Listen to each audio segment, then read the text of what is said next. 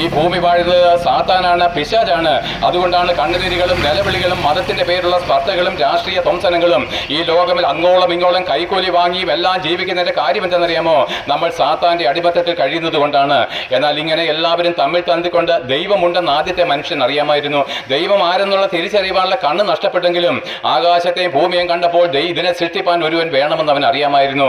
പ്രിയപ്പെട്ടവരെ, നമ്മൾ പറയുന്നത് തന്നെത്താൻ ഉണ്ടായി വന്നതാണ്. അത് സാധ്യമാണോ? അല്ല പ്രിയപ്പെട്ടവരെ. നമ്മുടെ വീട് സ്വന്തമായിട്ടുണ്ടായി വന്നിട്ടില്ല.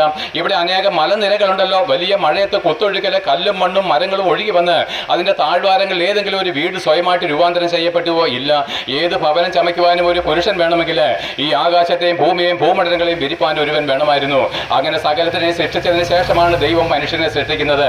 എന്നാൽ ആ മനുഷ്യൻ പാപം ചെയ്ത് ദൈവത്തെ ഉപേക്ഷിച്ച് അവൻ സാത്താന്റെ സന്തതിയും പാപിയുമായിട്ട് തീർന്നു. അവന്റെ മക്കളായിരിക്കുന്ന നമ്മളെല്ലാവരും ലോകത്തിൽ ദൈവമില്ലാത്തവരായിട്ട് അറിഞ്ഞ് പാപം ചെയ്ത് നരക